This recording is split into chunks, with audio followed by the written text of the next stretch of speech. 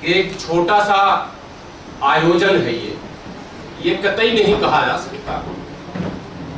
इतिहास में जब कोई व्यक्ति अपना नाम दर्ज करता है तो केवल उस व्यक्ति को उसका एहसास नहीं होता है, बल्कि उसके परिवार, उसकी बिरादरी, उसके तमाम कंपनियों के स्टाफ और पूरा समाज और अंतिम में ये कह दें कि पूरा देश, सबको इसका अनुभव होता है और आभास होता है कि अमुक अमुक व्यक्ति ने इतिहास में अपना नाम दर्ज किया।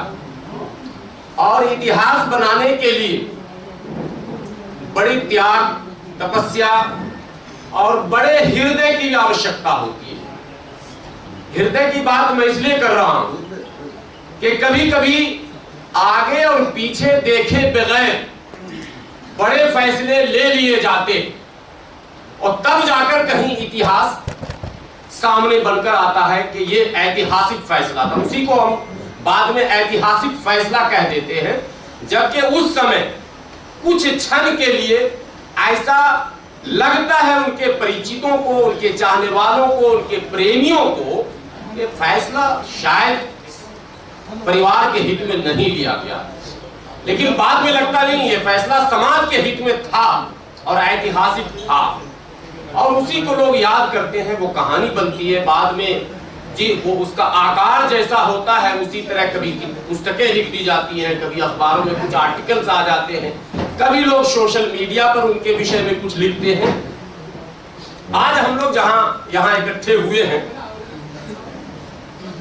निसंदेह 60 साल तो सोशल मीडिया से उन सबों को पता चल ही गया जो नहीं जानते थे। और सच पूछिए तो शायद बाद में कपिल साहब मुझे अकेले में डांट भी देंगे कि तुम्हें भी पता नहीं था क्या, इतने दिनों से साथ रह रहे हो। लेकिन सच्चाई यह है कि इस भाग दौड़ की जिंदगी में मुझे भी नहीं पता था कि हमारे बड़े भाई, मार्गदर्शक, आदरणीय इंजीनियर टीसी कपिल साहब 60 साल जीवन के पूरे कर चुके हैं। लेकिन जब आप लोगों ने ये निर्णय किया आयोजन का और सोशल मीडिया पर जब ये आया तो मैंने भी छोटा सा कमेंट किया कि आयोजकों को बधाई। मैंने बधाई दी और आज पुनः फिर बधाई देता हूं।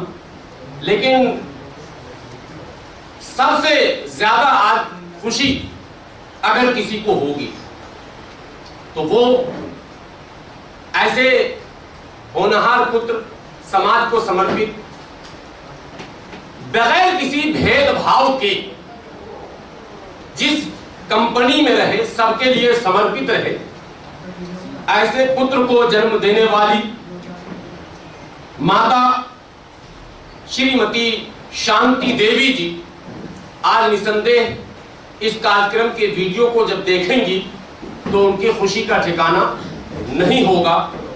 और इनके स्वर्गीय पिता श्री हरि सिंह जी, आज उनकी आत्मा को भी ये लगेगा कि हमने जिस पुत्र को 23/2/1961 को जन्म दिया था, आज जीवन के 60 साल पूरे कर समाज के बीच एक आइडियल के रूप में अपनी पहचान बना चुका है।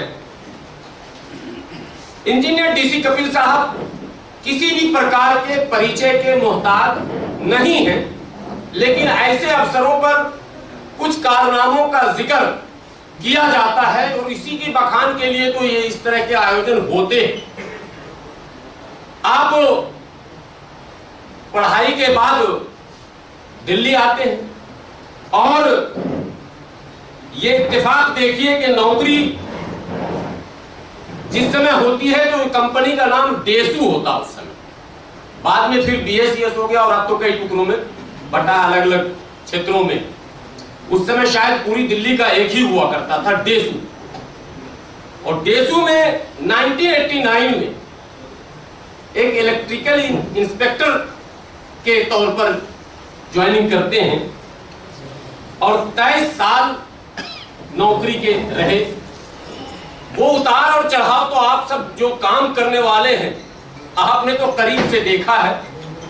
इनके संघर्ष के तरीके को देखा है, इनके ड्यूटी को देखा है, इनके एक एक पल को देखा है, एक एक क्षण को देखा है। जो स्थितियां बनी, निजी लड़ाई इंजीनियर डीसी कपिल साहब ने कभी नहीं लड़ी। ये बात मुझे लगता है कि हमसे ज्यादा उनके साथ काम करने वाले लोग इसको जानते होंगे। जब भी कोई बात की, वो सामूहिक बात की, समूह की बात की, मजदूरों की बात की, और जिनके साथ नाइंसाफियां हो रही थी उनके लिए बात की।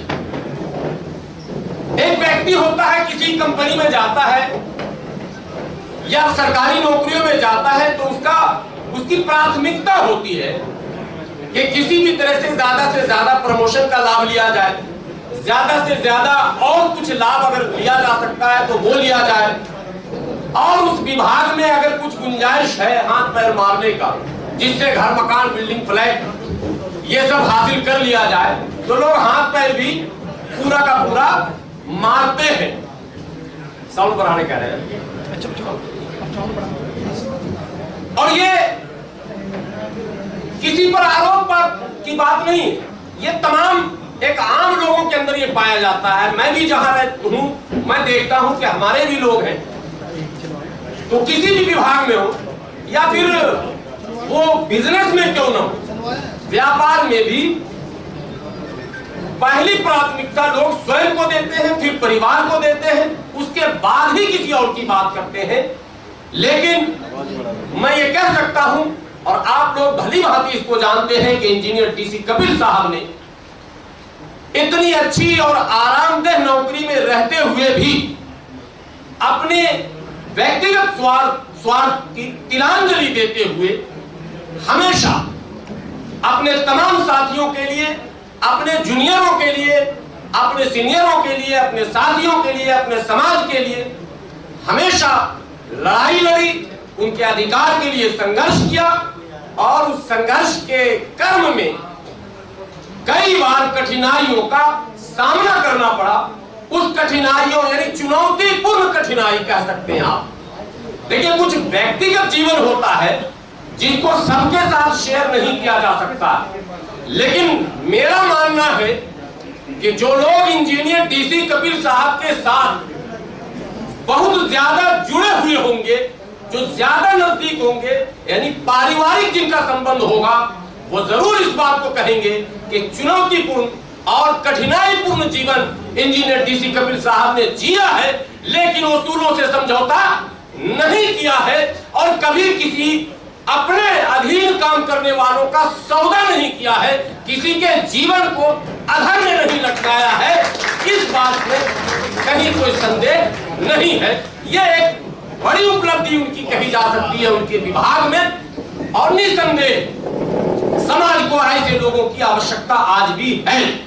ये कहा जा सकता है कि आज भी समाज जिन परिस्थितियों में जीता है, मुट्ठी भर लोग अगर वो नौकरियों में चले भी जाते हैं तो वो स्वयं का उद्धार तो कर सकते हैं, वो अपने परिवार का उद्धार तो कर सकते हैं, लेकिन अपने समाज का उद्धार नहीं कर पाते हैं।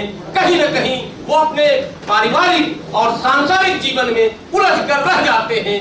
तो समाज को आज भी आवश्यकता ऐसे पुरुष की है कि वो लोग जो अपने निजी स्वार्थों को पीछे रखते हुए समाज के हितों को सर्वोपरि रखकर अपने नीतियों का निर्धारण करते हो, ऐसे लोगों को समाज आज भी सलाम करता है।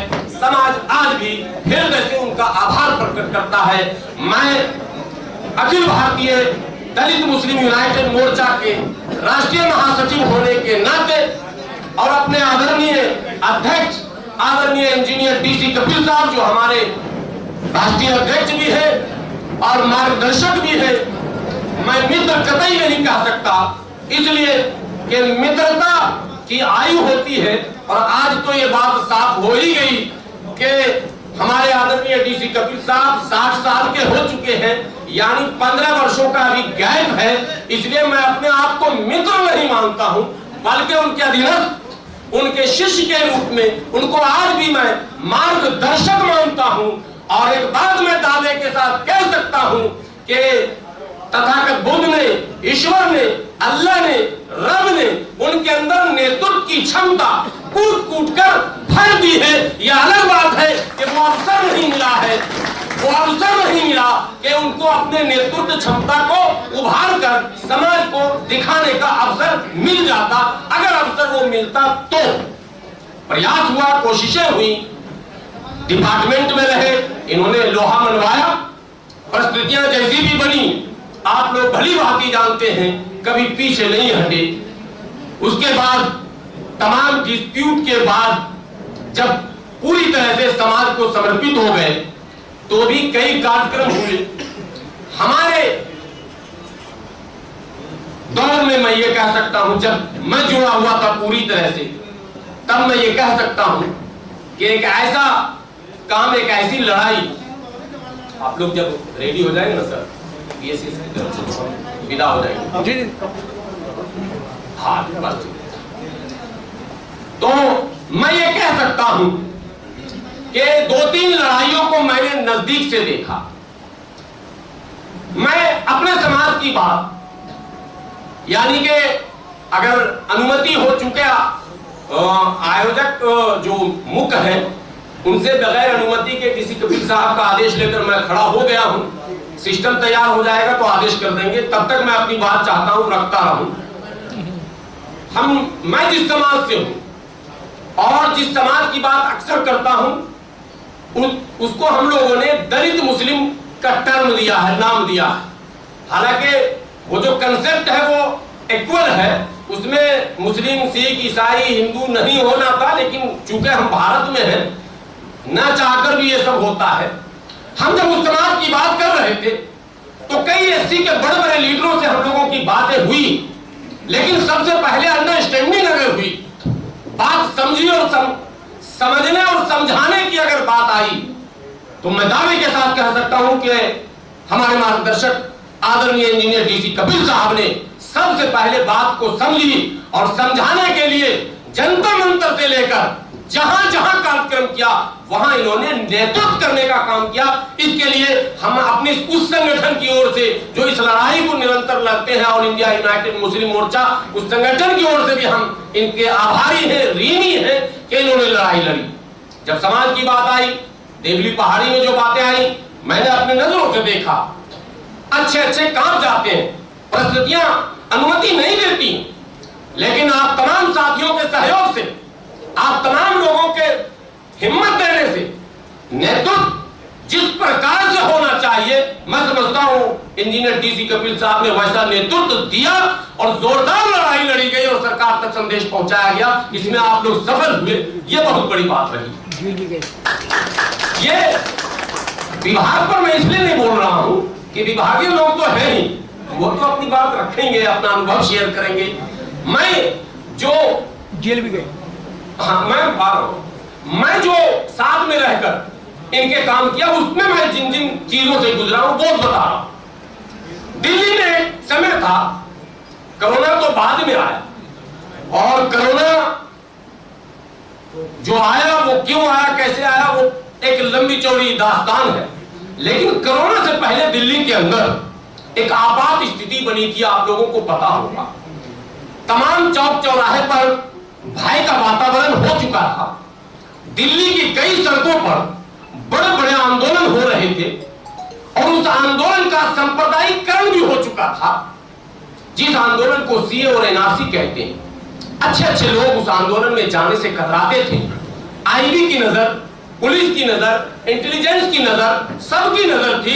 लेकिन मैं बधाई देता हूं और ऐसे नेतृत्व को मैं बार बार सलाम करता हूं कि चाहे शाहीन बाग का मंच हो या फिर स्थानीय स्तर से लड़ाई हो, तमाम जगह आदरणीय इंजीनियर डीसी कपिल साहब पेश रहे, शेर की तरह। जो नेतृत्व होना चाहिए उसका मुजाहिरा किया, दिखाया कि एक नेता बेबाक ही नहीं है बल्कि निडर भी है और लड़ने का मादा भी रखता है। और आपको पता होना चाहिए कि उस सीएनआरसी की लड़ाई में आज उस क्षेत्र के कुछ लोग हैं, मौलाना भी आज पीछे बैठ गए, मौलाना सत्तार साहब पीछे बैठ गए, यामीन भाई भी कहीं होंगे, वो सारे लोग हैं। उस समय की बात मैं कर रहा हूं, वो समय जो लग रहा था कि लोग बोल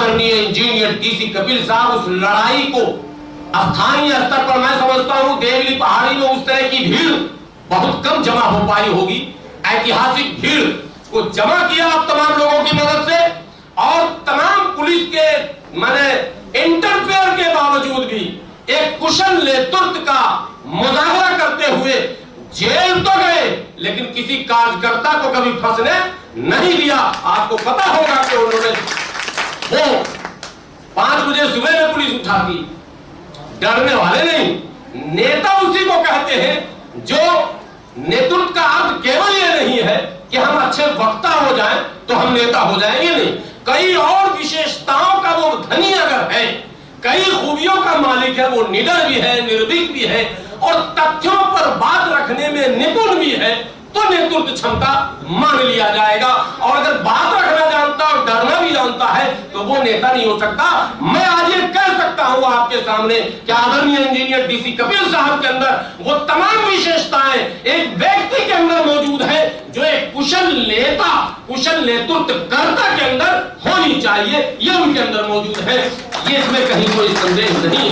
इसलिए आप लोग बधाई के पात्र हैं जिन लोगों ने इस तरह के आयोजन किए हैं, जिन लोगों ने इसमें हिस्सा लिया है, जिन लोगों ने इस आयोजन में बढ़ चढ़ कर हिस्सा लिया है, या जिसने इस तरह का प्रस्ताव दिया है, मैं समझता हूं उन्हें जितनी बधाई दी जाए कम है, वो बधाई के पात्र है। और निसंदेह उन्होंने एक सही फैसला लिया है, एक सही निर्णय किया है। आज इंजीनियर डीसी कपिल साहब से मैं बातों को आगे बढ़ाने से पहले अपने मार्गदर्शक, अपने नेता आदरणीय इंजीनियर डीसी कपिल साहब से आदर और सम्मान के साथ विनती करता हूं कि अब वो पीछे खड़े न रहे। अब आप आदरणीय इंजीनियर डीसी कपिल साहब, आदर और सम्मान से के साथ आपसे विनती करता हूं, आप कृपा कर मंच पर आए और आप तमाम लोग एक बार जोरदार तालियों से इनका स्वागत करें, जोरदार तालियों के साथ इनका स्वागत करें। आदरणीय इंजीनियर डीसी कपिल साहब आप आए और फिर आपके मार्गदर्शन में इस कार्यक्रम को हम लोग आगे बढ़ाएंगे। एक बार और जोरदार तालियों से स्वागत करें। आज के हीरो भी है, आज तो दुल्हाई है, आज तो दुल्हाई बनेंगे। अभी हम लोगों के ऐसे भी दूल्हा, देखिए दूल्हा को उर्दू में बोलते हैं नौशा, है ना, नौशा। नौ के मतलब 2 है, नौ के मतलब न्यू भी है, नया, और नौ के मतलब 9, 5 4 9 9। तो शाह के माने बादशाह, तो 9 बादशाहों वाली खूबी जिसके अंदर आ जाए उसको भी नौशाह कहते हैं। मैं तो कहता हूं 10 बादशाहों वाली खूबी लिए बैठा, तो इसलिए आज तो है ही नौशाह, इसमें नो डाउट, कहीं कोई शक नहीं। तो मैं इसीलिए बार बार उन आयोजकों को इसलिए मैं बार बार बधाई देता हूं कि बड़ा अच्छा काम किया उन्होंने। मैं पता नहीं डीसी कपिल साहब कितने खुश हैं, लेकिन मैं ये कह सकता हूं कि मैं परसों से ही जैसे इस पोस्ट को देखा, मुझे लगा कि समाज में लोग अभी है भाई, समाज में लोग अभी है जिन्होंने ऐसे लोगों को भुलाया नहीं है, जिसने समाज के लिए अपना समय दिया। मैं समझता हूं इनकी मिसेज भी यहाँ मौजूद है, इनके बच्चे भी यहाँ मौजूद है सारे। निसंदेह कभी कभी घरों में ये बातें होती हैं, हम लोगों के घरों में भी ये बातें होती हैं, और आप भी सामाजिक कार्य करता है, आपको भी इसका अनुभव होगा साहब, आपको भी इसका अनुभव होगा कि जब हम समाज में अधिक समय देते हैं और घर पहुंचते हैं, विनोद जी, जब घर पहुंचते हैं तो क्या परिस्थिति बनती है आप लोग को पता है सबको। यहाँ पर तकरीबन वो चेहरे मौजूद हैं जो सामाजिक गतिविधियों में रहने वाले हैं। तो जो लोग समाज में समय देते हैं वो जब घर पहुंचते हैं खाली खाली, तो किस तरह की परिस्थिति बनती है ये समझा जा सकता है। इसलिए आज बधाई उनको भी मिलनी चाहिए जिन्होंने यहाँ तक, इस मकाम तक पहुंचाने का काम किया है। मेरी ओर से मैं दिल की गहराइयों से आज मिसेस डीसी कपिल साहब को भी बधाई देता हूं, और मैं ये जरूर कहूंगा कि जो कहावत बुजुर्गों का है, बड़ों का है कि एक कामयाब व्यक्ति के पीछे, हालांकि वो सब कहावत इस बार झूठा हो रहा है, लेकिन वो काल्पनिक है, ये झूठा हो रहा है, जो हो गया अचानक, ऐसा इस देश में होना नहीं था, क्योंकि बड़ों का कहा सब सच ही हो रहा है। इत्तेफाक से 1 2 हो गया, बीच में समझ गए, इशारे में आपने नहीं बोलेंगे। आपने कोई कामयाब पुरुष के पीछे ये बड़ों का हमेशा कहना रहा कि एक कामयाब महिला का हाथ होता है। तो मैं ये कह सकता हूं कि आज आदरणीय डीसी कपिल साहब ने जीवन की जो यात्राएं की हैं, इन विषम और कठिन परिस्थितियों में संघर्षपूर्ण जीवन जो जिया है, इस संघर्ष में बराबर के भागीदार वो हैं और उनका सहयोग रहा है निसंदेह। बाकी अनुभव तो स्वयं जब आएंगे हमारे नेता तो खुद अनुभव रखेंगे आपके बीच। और ये संक्षेप सा परिचय था, एक कटु अनुभव था, मुझे ये अवसर मिल गया आज बोलने का, तो मेरे मन में ये बात आई, मैंने आदरणीय डीसी कपिल साहब से अनुमति मांगी कि मैं भी कुछ कहना चाहता हूं। इनका आदेश मिला और मैं खड़ा हो गया। मैंने एक बात जो कही है उस पर अभी भी अडिग हूं और अंतिम दम तक अडिग रहूंगा। कुछ लोग हमारे सर्कल में भी हैं जो कभी कभी फोन पर या व्हाट्सएप पे कहते हैं तुम्हारे दोस्त कैसे हैं डीसी कपिल साहब। मैं आज इतनी बड़ी महफिल में तमाम सम्मानित पढ़े लिखे अनुभवी और समाज सेवियों के बीच ये जरूर कह रहा हूं कि कतई मैं इन्हें कभी भी दोस्त की हैसियत से नहीं मानता हूं। मैंने हमेशा गार्जियन के रूप में माना है और आज इस बात को फिर ऐलानियत कर रहा हूं। ये मार्गदर्शक है, गार्जियन है, बड़े हैं, हमारे नेतृत्व करता है, इसलिए हम इनके अधीन रहने वालों में से हैं। दोस्त जो होता है वो बराबरी का होता है, मैं बराबरी का नहीं हूं कहीं से भी नहीं। ये बात मैं आज कहना चाह रहा था। अक्सर हमारे कुछ दोस्त रियल में जो हमारे कुछ दोस्त वो दोस्त हैं, वो कभी कभी पूछते हैं कि तुम्हारे दोस्त कैसे हैं डीसी कपिल साहब के बारे में। ये भी एक बात है कि लोग मानते हैं कि इनके संबंध अच्छे हैं, इनके संबंध अच्छे हैं तो इनसे ही खैरियत पूछी जाए। मैंने कहा कि ऐसे लोगों को किसी व्यक्ति से मत पूछिए कि कहां है कैसे हैं, अरे समाज से पूछिए कहां है कैसे हैं। चूंकि चेहरे सामाजिक है और चेहरे ही नहीं समाज में उपस्थिति रहती है, सोशल मीडिया पर देखते रहेंगे। जैसे आज यहाँ हम लोग तो हमारे लोग देखेंगे सोशल मीडिया पर तो पूछने की आवश्यकता समाप्त हो जाएगी। मैं समझता हूँ मैंने अपनी बातें रख दी हैं और हमारे सारे अनुभवी लोग यहाँ मौजूद हैं और आयोजकों से मेरी भी। Press the bell icon on the YouTube app and never miss another update.